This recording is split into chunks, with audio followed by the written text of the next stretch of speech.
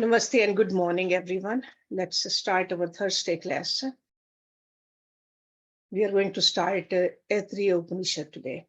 So let's do the prayers first. Om Guru Brahma, Guru Vishnu, Guru Devo Maheshwaraha, Guru Sakshat Parbrahma, Tasmai Shri Guruve Namah. Om Bhur Bhavaswa, Tatsavitra Vargo Devasya Dhimahi, Diyo Yo Na Prachodayat, Asto Ma Sadgamya, Tamso Ma Jyotirgamya, Mrityorma Amritam Gamya. ओम सहनावतु सहनौभुनक्तु सहवीर्यं करवावै तेजस्विनावधीतमस्तु मा विद्विषावहै. ओम शांति शांति शांति. Let's open our books, Aitareya Upanishad. And last time we went through the introduction of it. And we even went through that Shanti part, which is dedicated to this Upanishad. So let's go through that also first. Om Vang me manasihi pratishtha, mana me vachi pratishtham, avir me edi, vedasye me anisthaha shrutam me ma prahasi, anen adhiten ahoratran sandhami, ritam vadishyami, satyam vadishyami, tat mam avatu, tat vaktaram avtu, avtu mam avtu vaktaram. Om Shanti Shanti Shanti Om. So chapter 1, verse number 1a. There are two parts to that verse number 1. Om Atma va idam ek ev agr asit na anyat kinchan mishat. Om Atma. Atma means the self, the soul. Va means verily. Idam this. Ek one. Ev only. Agra. Agra means in the beginning. Asit was. Na means not. Anyat other. Kinchan anything. Mishat winking. In the beginning, verily Atma alone was this. So that means in this universe. Nothing else active whatsoever. So Mishat means like not even anything which can wink, anything can move. So there was nothing active whatsoever. So after this common prayer, and we see that the prayer is done by both the Guru and the disciples. And we also know that Upanishads are all a discussion upon the reality which took place between the teacher and the student. And the students were made to live in close association with the teacher for a sufficiently long period of time. It's not like today, ask the questions on internet and get the answers. No. That was a requirement to stay in close proximity of a teacher. Watch the teacher, what teacher does, how teacher walks, how teacher talks, absorb that purity which is set by the teacher in the ashram. And for a long time, remember that Prashna Upanishad, when those 5 students went there and teacher asked him, stay here for a year. Then you may ask the questions. And if I have the answers, I'll give the answers to you.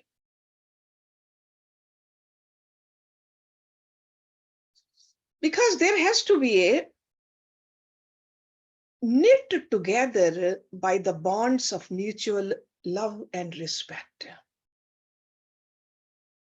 admiration and reverence, consideration and regard, That relationship has to be developed. Only then there will be a meaningful effect of these answers. So we can see that from these, even though we don't see any question over here, but we can assume that the question was put by the students and the teacher is answering. Because the teacher and the students, they are sitting together for the purpose of discussing the subtler and the divine substratum of the manifested life.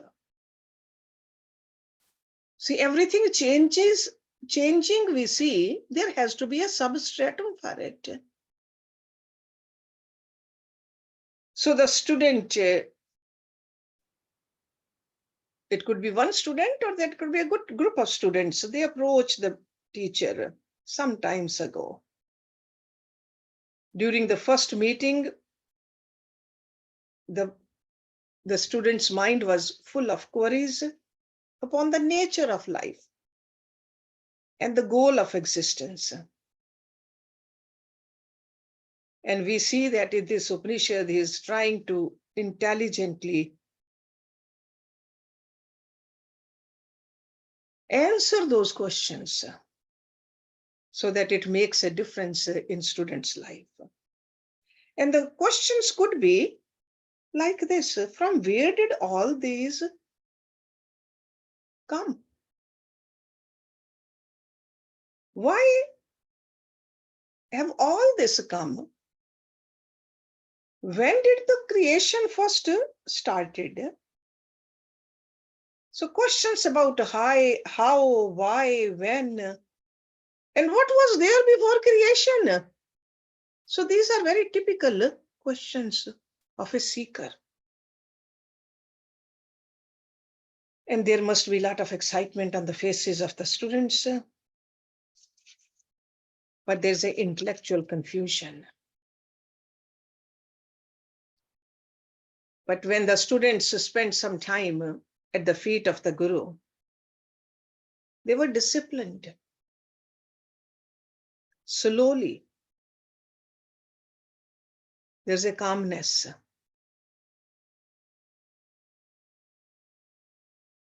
So that's why I said their heart has to be full of reverence. Only then the answers will get absorbed. The respect for the teacher is needed. So these scriptural discourses start with the answering of many questions the students had.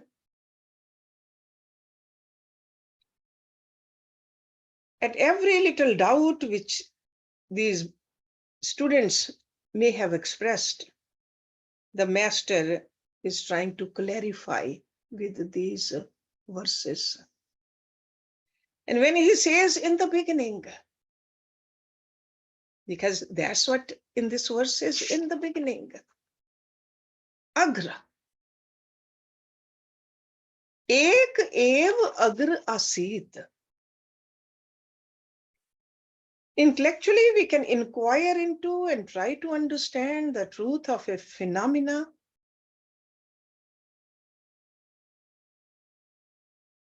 With questions like this.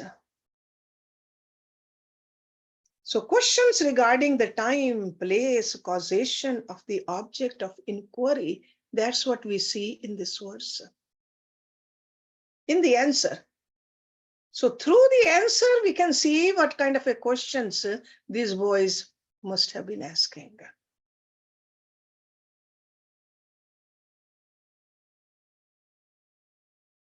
From where did all these come? What was there before the first creation? So these questions are being answered in the opening line when he says, in the beginning. In the beginning means before the manifested creation came into existence. What was before? Self alone existed. Soul alone existed. It's almost like if you go into a cloth shop, you see different designs of cloth, different shape, different varieties, colors, textures, qualities. If they were all made out of cotton, before all this creation, there was nothing but cotton. In the same way, we are told that before the manifested world got projected, it was only the self, all pervading, all eternal. Atma alone. And there's no difference between the Atma and the Paramatma. No other winking thing whatsoever. So that means there was no other active principle or entity at that time in the Supreme. We all know that there cannot be two powers. Because if there are two, then they are finite. If there's one, only then it's infinite. If before the creation there was a self and besides it any other active principle, then both of them would become finite in nature. And that is not the case. So to indicate that self was infinite, he said all this was Atma alone. And in order to hammer this idea, he said nothing else whatsoever living existed. Whatsoever.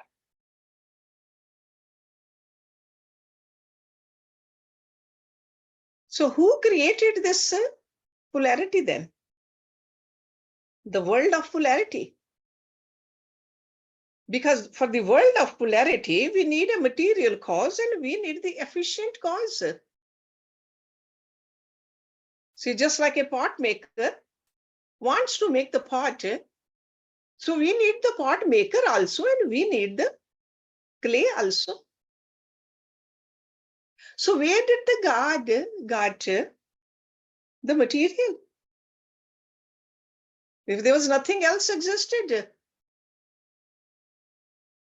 So he's telling us that God is the material cause as well as the efficient cause. There's nothing else other than God. Then the second part to this first verse, Sa ikshat lokan nu srija iti. Sa means he, ikshat, thought, lokan, worlds, nu means indeed, srija, create, iti means thus. He thought, I shall indeed create the worlds. So this is like a hypothesis which has been accepted by all the thinkers.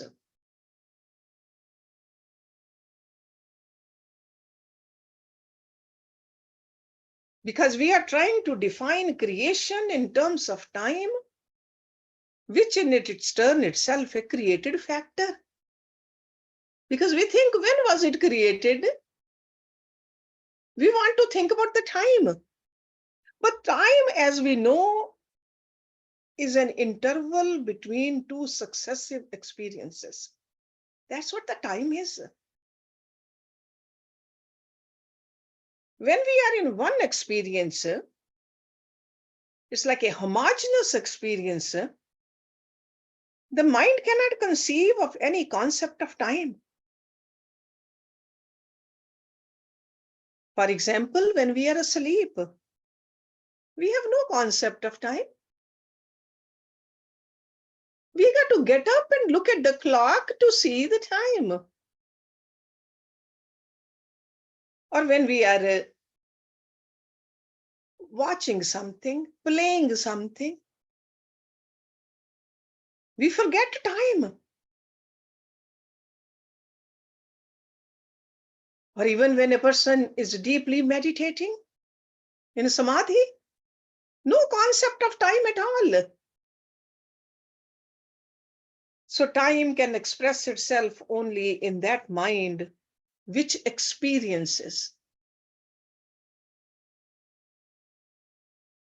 And every experience, as we know, must have its triple factors: the subject, the object, and the relationship between the subject and the object.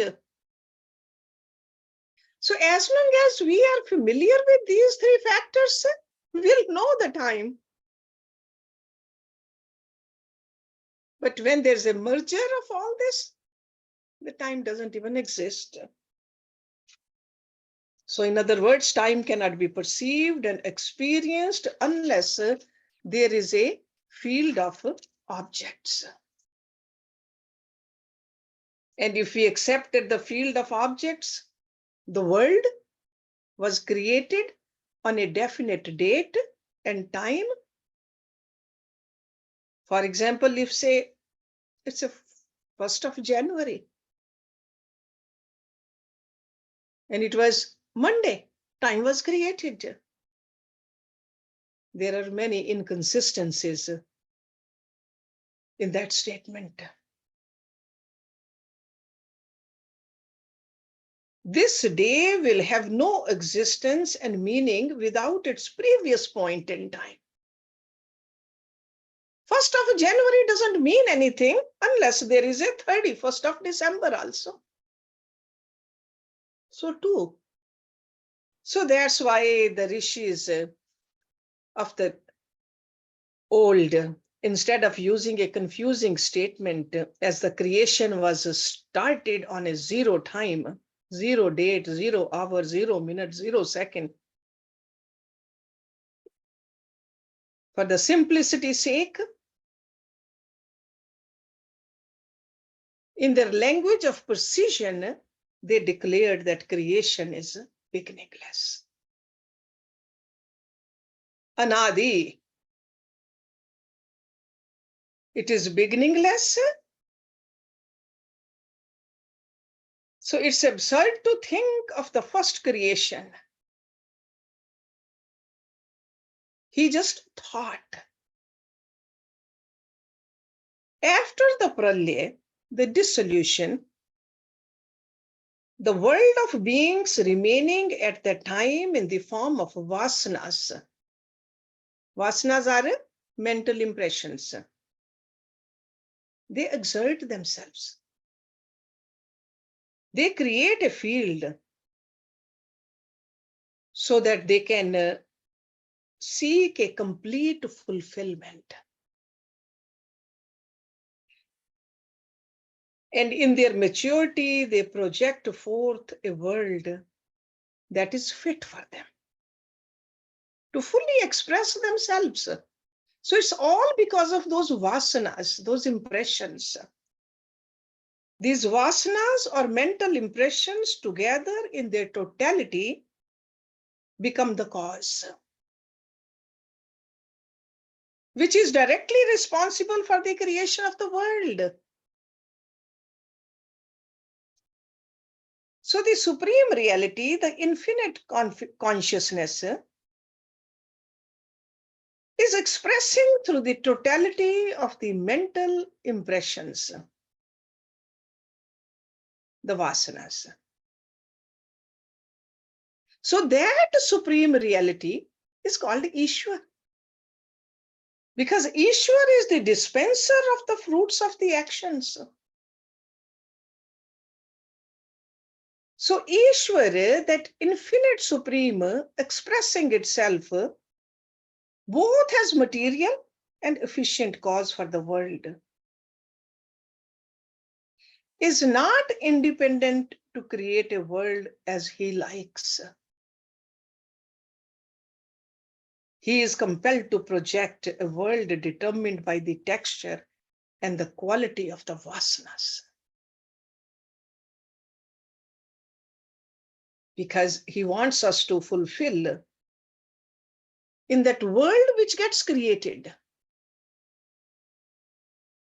So the Lord, the Creator, the Supreme, conditioned by the total vasanas in the cosmos, is not free to create a world better or worse. He has to serve the totality as a contractor would do. So we, with our actions, known or unknown, conscious or unconscious, are making and creating the blueprints of our futures. So on the dissolution of the polarity, bundle of vasanas alone exist, and the vasanas exert in their maturity to express themselves. And the worlds are created because they were asking the questions about the creation. So before this manifested world, God alone existed. And all the causes were in the God. And they came out and creation was happened. So this theory of creation is very difficult for an ordinary person to understand. Why? Because our intellect is untrained. We are trying to understand and digest the cosmic happenings with this untrained intellect of ours. Even the worldly, the scientific theories,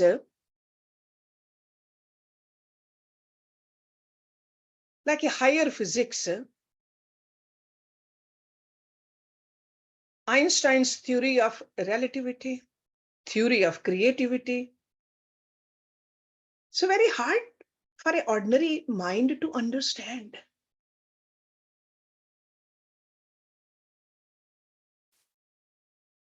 But it becomes a little easier for us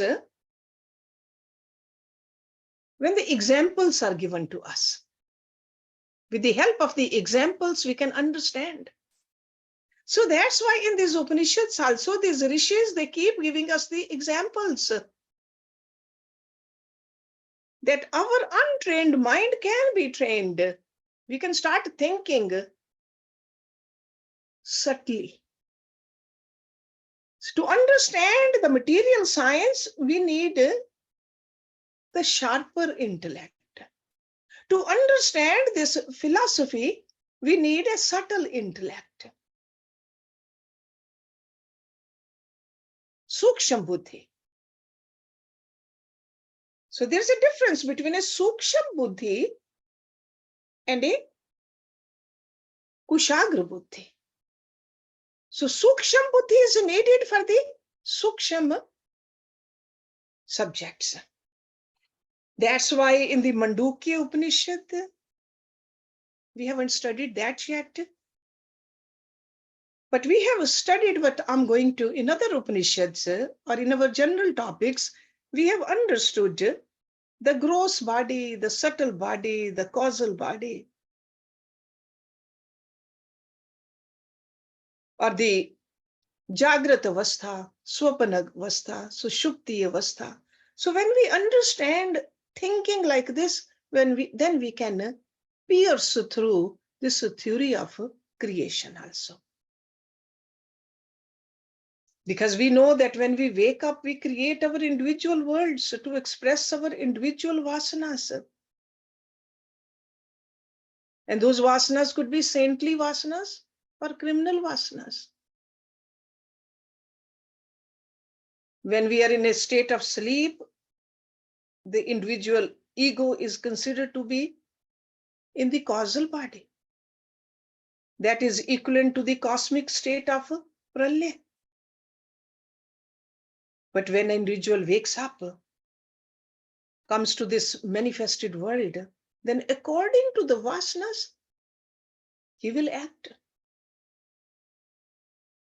So saint will act like a saint and a criminal will act like a criminal.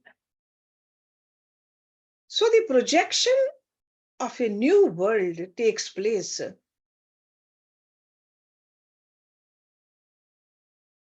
according to the material vasanas which have been matured, they press forward to express themselves. Okay, so when we think, when we read something like this, that God thought, like he thought, I shall indeed create the worlds. So this creation happens according to the group vasanas. He is not thinking that I'm going to create a Kali Yugi world or a Satyugi world now. Okay, it's not his choice. He doesn't decide like that. It's like a group vasanas. Then in the next verse he says, Sa iman lokan asrijat ambha marichi maram apaha ada amba paren divam dhyau pristishtaha antariksham marichyaha prithvi mara ya adhastat ta apaha. Little longer verse. Sa means he. Again, this he is for God. Iman, all these lokan, worlds. Asrijat, created. Ambha, ether. Marichi, rays. Maram, death. Apaha, water. Ada, ada is like a over there. And another term some people use like a yonder. Or that one, ada. Ambha, cloud. Pareen, above or beyond. Divam, heaven. Dhyau, pratishtaha, is the support. Antariksham, sky. Marichya, the world below heaven. Okay, the rays of the sun. Prithvi, earth. Mara, death. Ya means which? Adhastat, underneath. Ta means that. Apaha means water. He created all these worlds. Amb, Marichi, Maram, Apa. Over there is the Ambha. Above is the heavens. Heaven in its support. Marichi is the region of the atmosphere. Mara is the earth. And what is underneath is the Apa. So the Supreme working through the mass of vasanas, in which state the world is existing at the time of Pralaya, becomes a personality that is capable of desiring, willing, and wishing. So at the time of the Pralaya, the kind of vasanas, then when the time of the creation comes, the same vasana, according to those vasanas, the creation is happening. So he created conducive worlds where all the vasanas can find an efficient field to fulfill themselves. So having desired these, because when thought, that is a desire. So in this second mantra, the Rishi is saying that the Creator created these worlds. Individually also, each one of us is doing the same in our everyday life.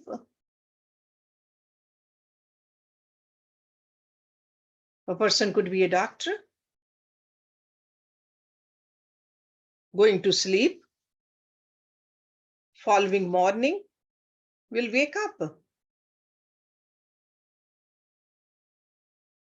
And the vasanas of a doctor will seek for himself a field of patients to be visited, medicines to be prescribed, the job to be done. Vasanas. So similarly, the supreme ordered by or conditioned in or identifying with the total existing vasanas wishes to create conducive world. And his wish itself is sufficient. See, as human beings, we need to do something, either speak or act or go, but all he has to do is wish. He thinks and it happens. So he created these worlds. So when the Rishi explained this idea to the students, there must be a surprise on their faces. It's almost like these answers are creating more questions in their gaze.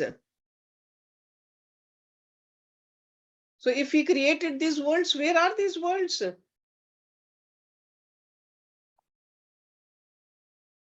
And he is saying that Supreme had to create 4 worlds.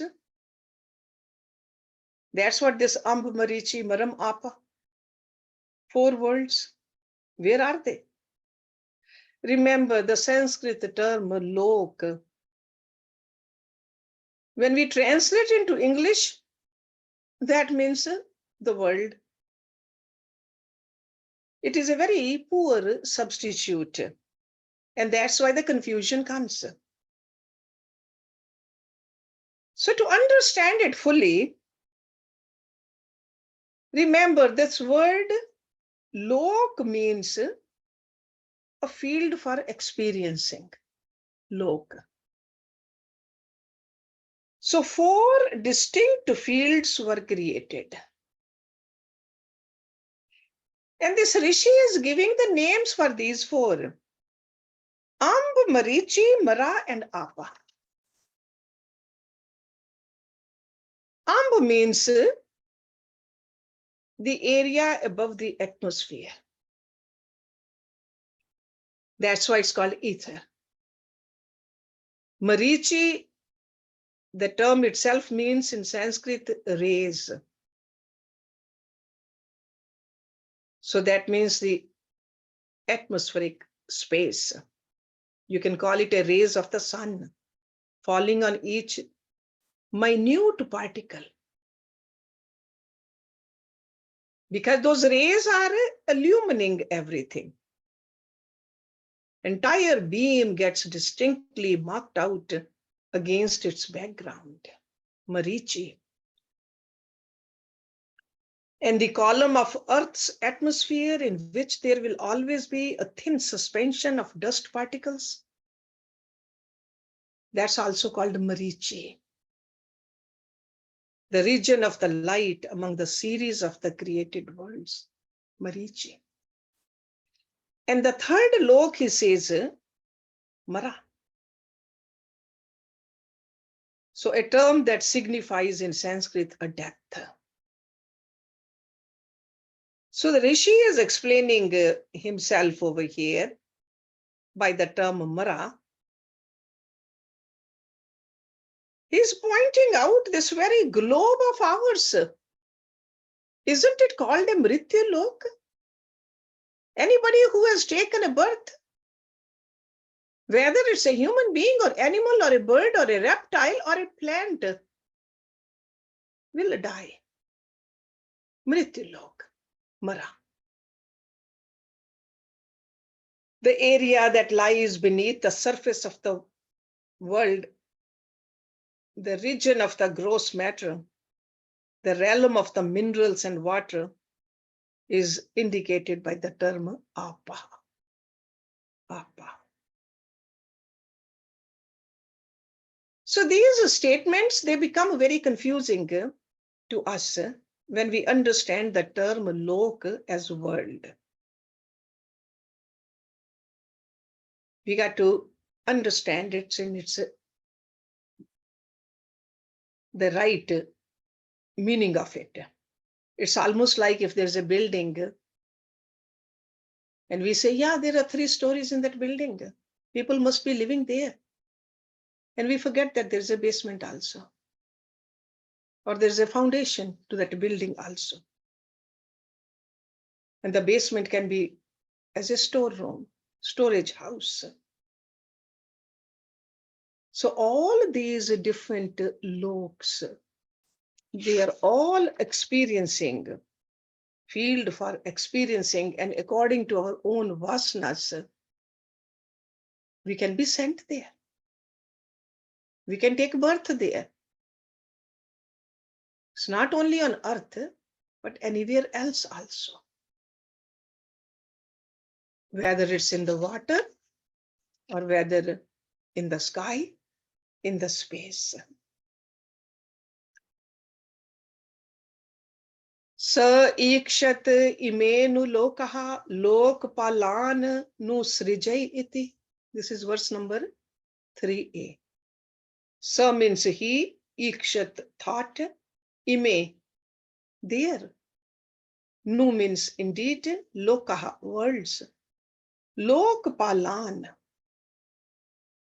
the world protectors. Nu means now, srijay create, iti means that. He reflected. Here now are the worlds. Let me create the world protectors.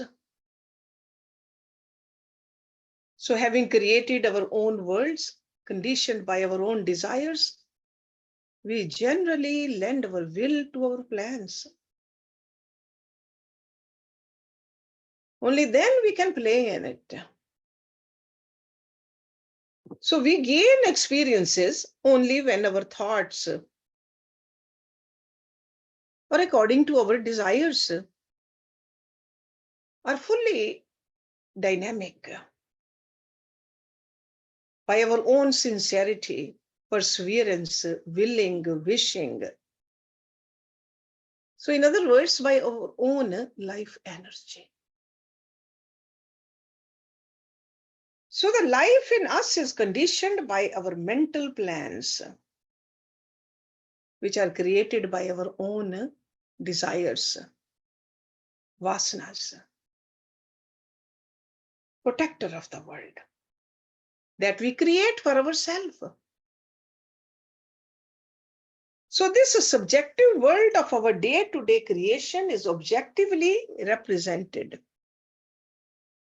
in the description of the entire cosmic creation.